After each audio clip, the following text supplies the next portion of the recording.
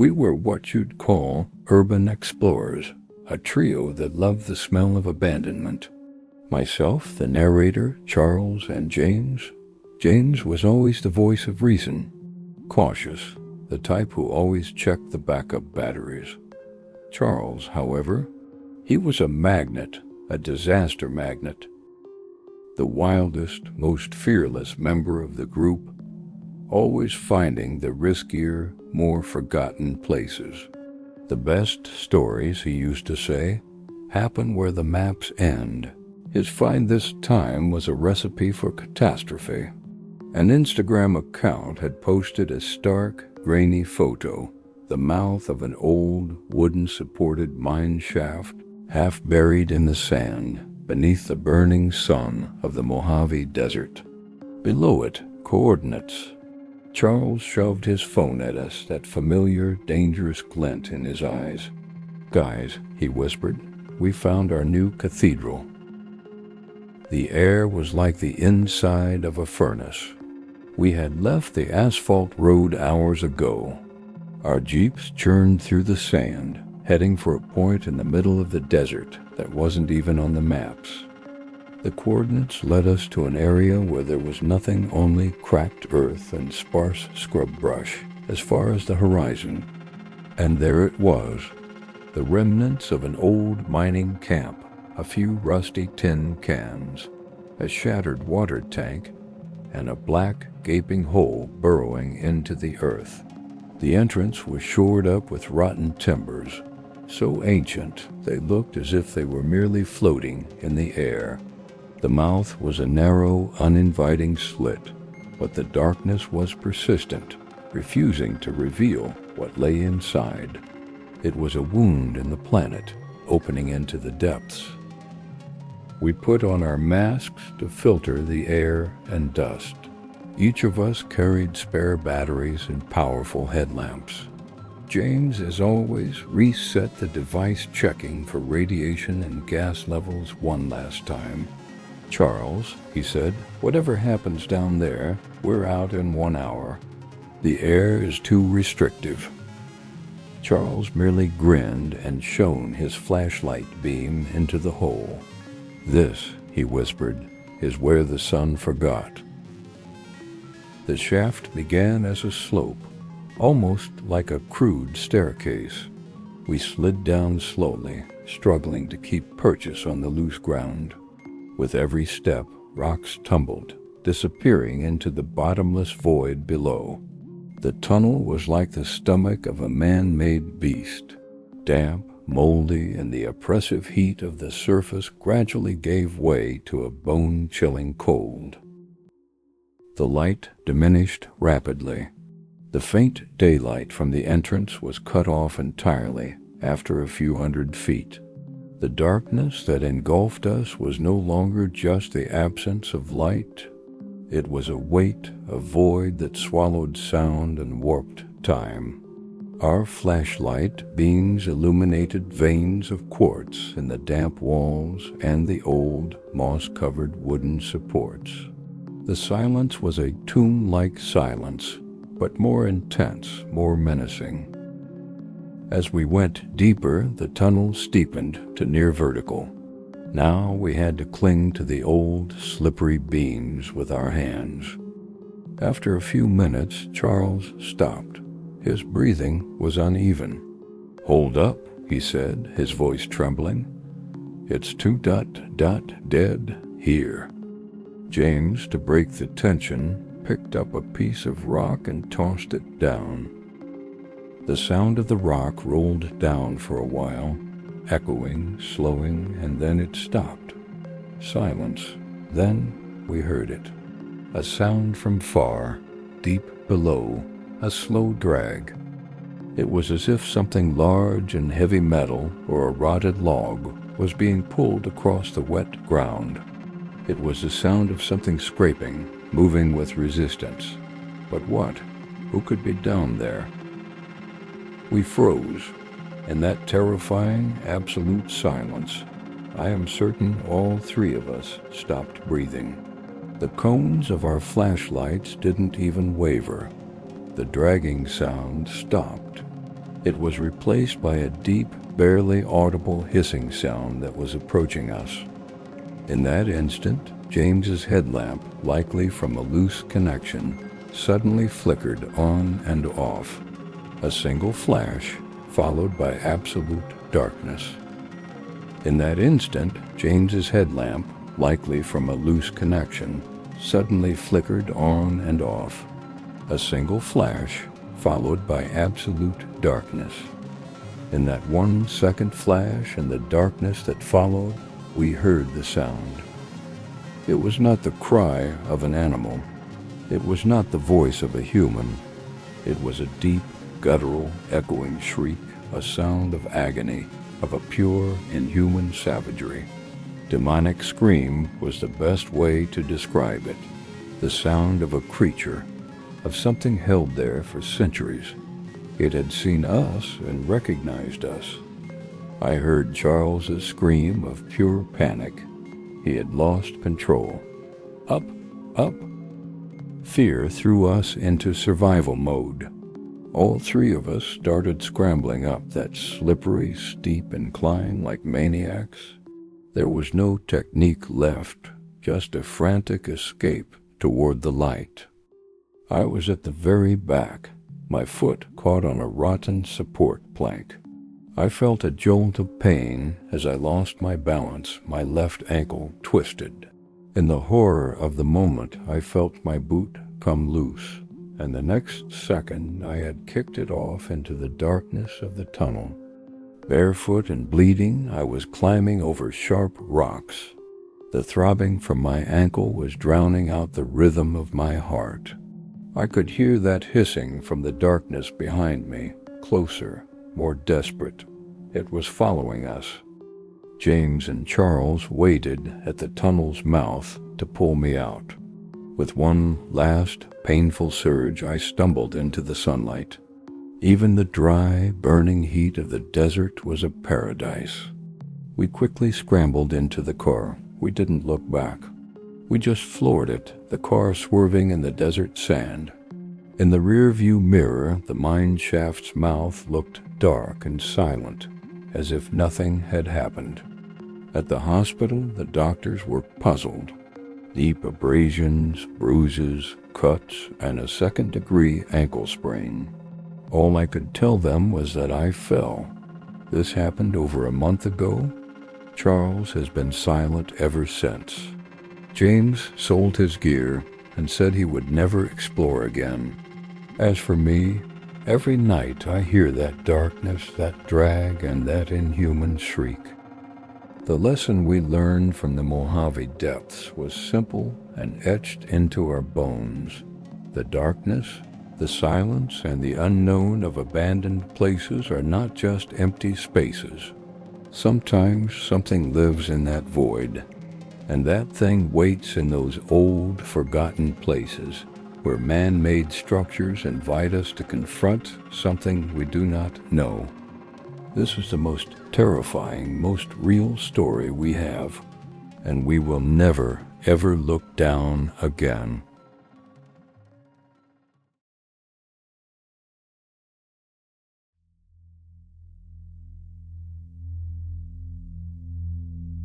Stretching out before us was nothing but red sand and sky, as far as the eye could see.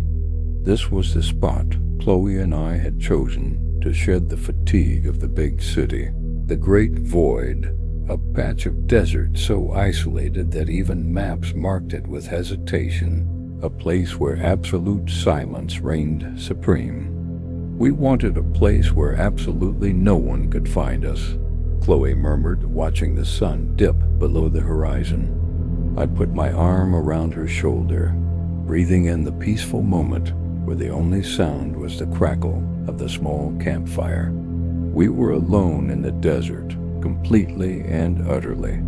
This thought at first felt romantic, a liberation from the chains of civilization. The first night was perfect. The sky was so clear that the Milky Way looked like diamond dust spilled over us. As midnight passed, the wind died down almost completely. Chloe was asleep, and I was writing in my camp journal by flashlight. That's when it happened. A strange, long, moaning sound came from far away. At first I mistook it for the wind's howl, but there was no wind. Then I thought it must be an animal, maybe a coyote, or a rare predator native to this terrain. The sound resembled a raspy lament, rising and falling, before sinking back into a deep silence. The hair on my arm stood up, but I tried to stay rational. This was the wilderness. Animals made sounds. The second day was hot as usual and uneventful.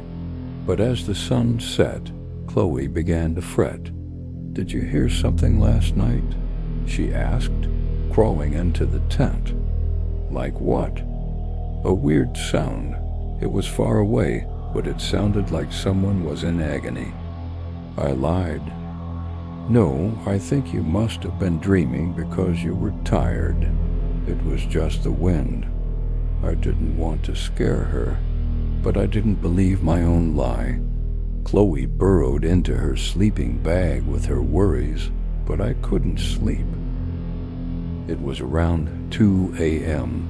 the sound returned. This time it was closer, as if just beyond the ridge. A long, trembling "ah" echoed, followed by unintelligible whispers, like muttering. Chloe's breathing quickened. She gripped my arm. "It's just an animal, Chloe," I whispered, hearing how hollow my own voice sounded. "Maybe an injured coyote." "That's not a coyote. That was a human voice." A while later, the sound ceased again. We didn't sleep until dawn. The fact that we were vulnerable to an unknown threat, miles from civilization in the desert, sat like a rock hidden beneath the sand in my stomach. Tension was at an all-time high on the third day. I wanted to pack up and end the trip, but Chloe tried to be logical. "We have 3 days of supplies. We can't panic over a sound." Maybe it was a hunter or a lone traveler. When evening came, we built our fire larger than usual. We had pitched the tent only a few feet from our car, so we could make a quick getaway. It was 3:30 a.m., pitch black. The desert looked like ink on a moonless night. Both of us were awake, speaking in hushed whispers. Chloe was leaning against the tent wall, breathing slowly. Then we heard it. Slow footsteps. The fire had died out long ago, and we could hear nothing but the crunch of weight on the dry sand around us. The footsteps were the sound of something heavy crushing the dry ground. Two-legged, deliberate walking.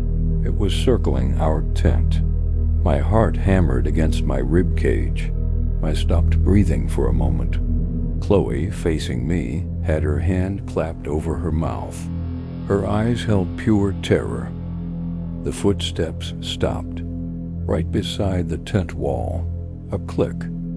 Then we smelled that familiar, sharp odor, gasoline. And then a lighter was sparked. A small, weak flame glowed right behind the canvas. In front of my eyes, it instantly swelled from a candle flame into a torch. The fire was growing, rising uncontrollably. "Go!" I yelled, grabbing Chloe and tearing the zipper open. We scrambled out. Flames were already licking and consuming our tent. It was as if someone had ignited a huge piece of fabric soaked in gasoline. In a panic, I shoved Chloe toward the car. "You go. Get the key." I grabbed our fire extinguisher and water jugs. I pressed down on the flames where they were most intense. Steam and smoke instantly enveloped us. I scooped up sand and threw it at the fire. After minutes of chaotic struggle, breathless, we had contained the blaze. Our tent was a wreck, but we were alive. There was no one around, no one. Not a silhouette, not a single footprint. It was as if the person who started the fire had simply evaporated. Chloe was crying. I was frantically scanning the surroundings. Who did this to us? Why? Where? Then, just when we thought it was over, the sound returned. This time it was neither distant nor a moan. It was right here. Screams of pain. The most horrific, purely agonizing human screams that could tear from a throat, as if someone were being flayed alive. No, they're hurting, Chloe shrieked. The sounds were coming not from the ridge, but from the complete opposite direction, right behind our campsite. The screams were repeated in a desperate, broken rhythm. We didn't hesitate for a second. We abandoned all our gear and hurled ourselves into the car, our sole survivor. I turned the key. The engine instantly roared. I slammed the gas pedal, speeding across the sand, leaving behind the burning tent and the constant, agonizing screams of that unknown entity. An hour later, I spoke with the town sheriff. He listened, but his voice had a strange hollowness. "We're not going to that area, son," he said. "That's the Great Void. Sometimes those who get lost out there don't come back. Other times, they bring things back with them. Nobody knows what that sound is, but those screams, they belong to that ground."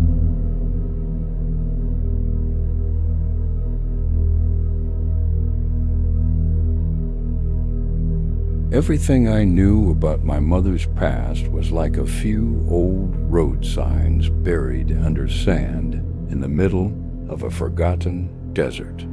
All I really knew was that she had grown up in a dusty little town near the Mexico-Texas border, a place barely visible even on a map. Whenever I asked about her childhood, she'd just shrug, change the subject, and then laugh softly. "A family mess, a mix of politics, crime, and madness," she'd say. But I always sensed the heaviness behind that laugh. She had a past she wouldn't, or couldn't, talk about. One night I went downstairs for a glass of water and caught my mom on the phone. Her voice was low, shaky, almost like a whisper trembling at the edge of panic. "No," she said. "R is still after them. I don't know how long they can hold out." When she realized I was standing in the doorway, her face emptied for a split second, like she'd just been caught with a secret she'd hidden for years. Who's R?" I asked, a beat of hesitation. Her eyelids lowered and lifted, and a false calmness settled onto her face. "Someone from the past," she said. "It doesn't matter. Don't worry about it." But the firmness in her voice told me she just told me nothing at all. About a year ago, I was driving through the Arizona desert. The heat was hellish. The air above the asphalt shimmered like melting glass. The radio was dead, the GPS was glitching, and even the wind refused to move. That's when I saw 3 shapes in the distance. As I got closer, they turned into 3 men carrying guns. I slammed on the brakes. Before the engine even died, they yanked my door open. One of them spoke in cracked English. "Give me your wallet. Now." I handed it over. It looked like a normal robbery until my phone rang, and Mom lit up the screen. The men looked at each other, then answered it. What I heard next filled me with a kind of fear I'll remember for the rest of my life. My mother's voice was sharp, commanding, and furious. "You will let him go," she said in Spanish. "And listen carefully. If you hurt him, the police won't be the ones who find you. I will." Their leader shouted something back. My mother's tone hardened even more. "I'm tracking you. Don't test me. Not even R can protect you. There it was again. R. The men's faces changed instantly, a flicker of fear passing over them. They gave back everything, my bag, my documents, even my car. They only kept the cash. Then they drove off fast, leaving only a cloud of dust in the silent desert. I didn't ask my mom anything that night. I didn't have the courage. The way she avoided my eyes, how her hands trembled, how she seemed full of words she refused to say. It all leaked the darkness of a past she tried to bury, as if those 3 men in the desert were remnants of a world she knew all too well. A few months later, I found a locked drawer in my mom's back room. I managed to open it by trial and error. Inside were several passports under different names, a metal badge that looked like some old government insignia, and a faded photograph with just one letter written on it, R. The man in the photo stood in shadow. I couldn't see his eyes or his features, but holding that picture sent a chill crawling up my spine. The light in the room flickered. For a moment it felt like someone was watching me.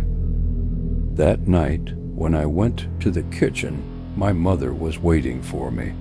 The light hit her face just right, highlighting the sleeplessness under her eyes. "You know," she said quietly. "The photo," I whispered. "It's about R, isn't it?" She lowered her head, and then she finally talked.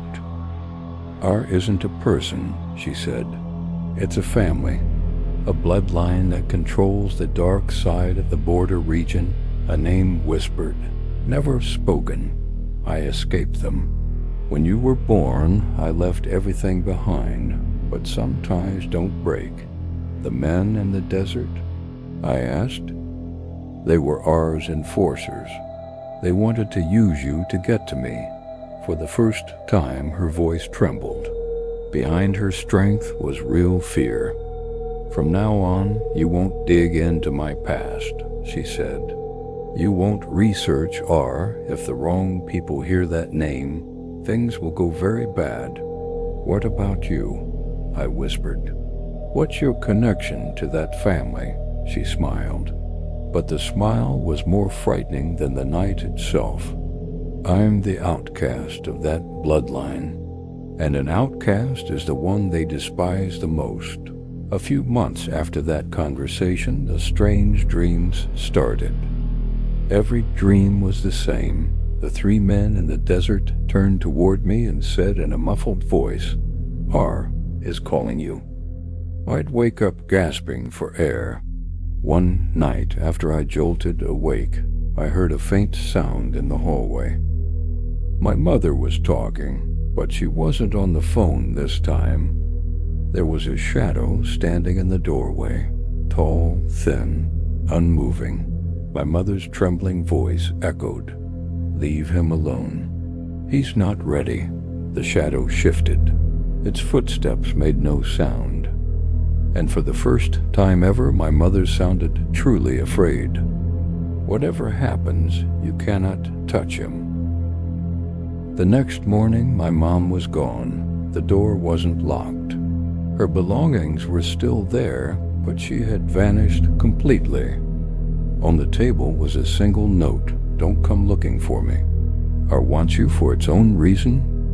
Now, every night when I sleep, I hear the same whisper, "R is calling you."